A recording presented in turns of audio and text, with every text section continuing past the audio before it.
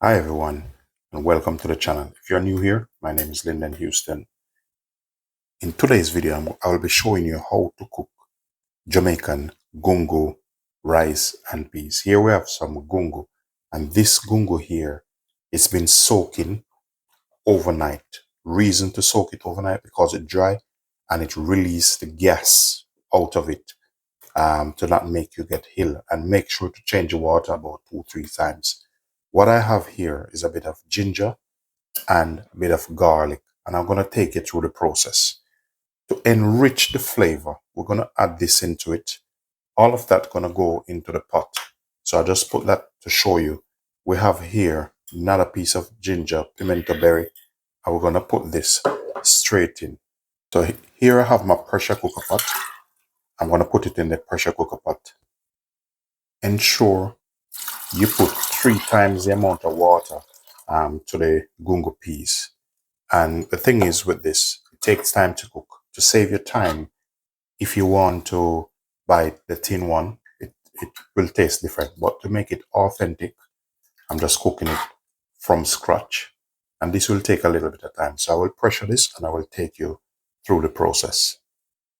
For this, instead of using a high sodium salt, I'll be using a Himalaya pink salt in this.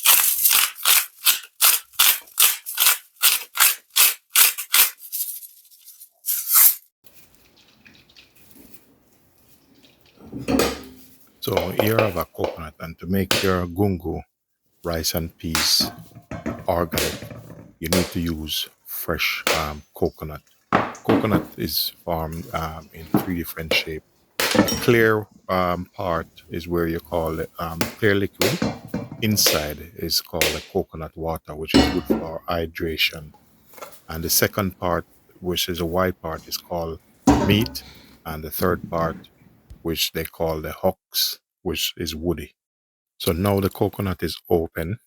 We need to get the meat out of the ox, which is the shell or casing of the coconut. And you need to use a dinner knife, a knife not too sharp, to remove it out of the shell. And make sure you have a trouser or a towel to put the coconut in and to prevent from hurting yourself. Once remove them, we're going to cut them into smaller pieces. And the reason to cut them in smaller pieces is for the blending process to be easier. So I'm going to give them a quick wash now.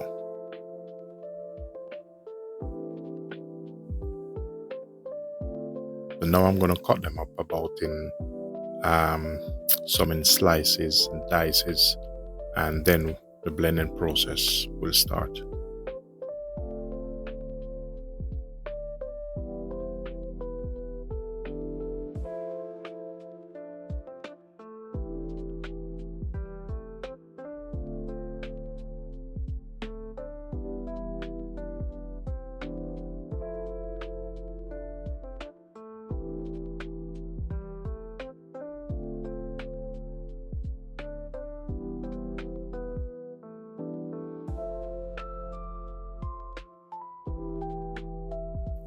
So now our coconut is cut up.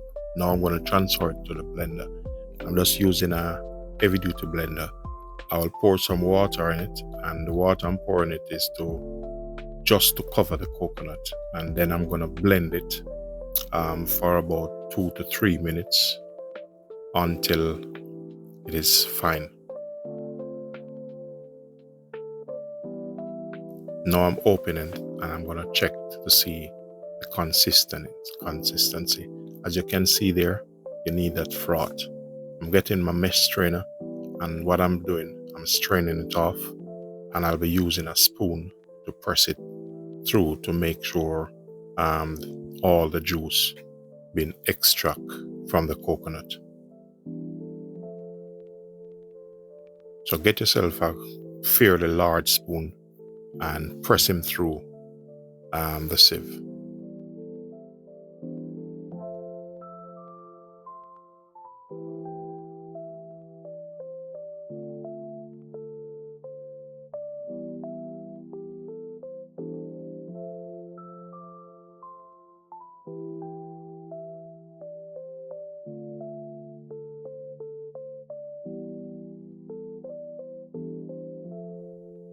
Okay, so this is what it's looked like after. So this is known, there's no chemical added to this as what sometimes you see in the tins and stuff like that. So with the rest, I'm just doing this like what my mom normally do. Pour some hot water out of it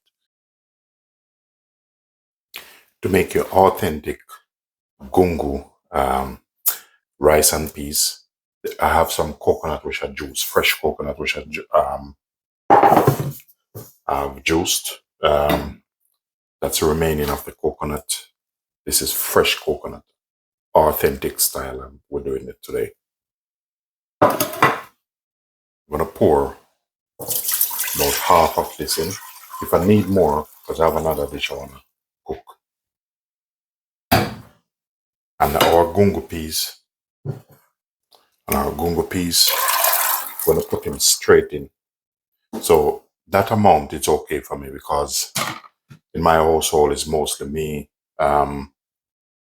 eat this. Now we're gonna go in with our spring onion and we're gonna add some fresh thyme in this.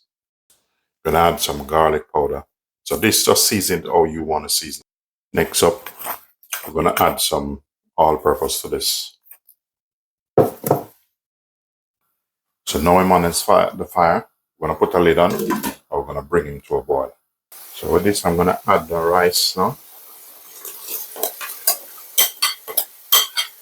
So with this, if you wanna add a bit of butter, feel free to do so. Make sure you give him a bit of stir. And then we're gonna pop our lid back on. So once you're seeing this start to boil, we're gonna open it. We're gonna give him another stir.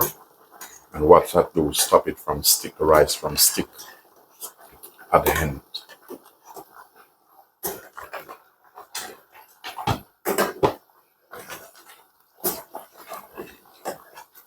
You see it's coming on lovely already.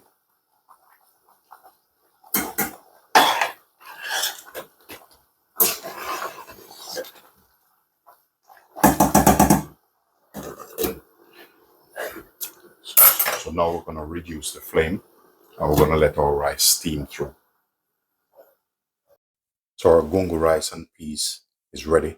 So I'll be having some curry coconut chicken, which I have on the side there cooking. That's my chicken there, waiting to finish. And that's what I'm gonna have with my gungo rice and peas.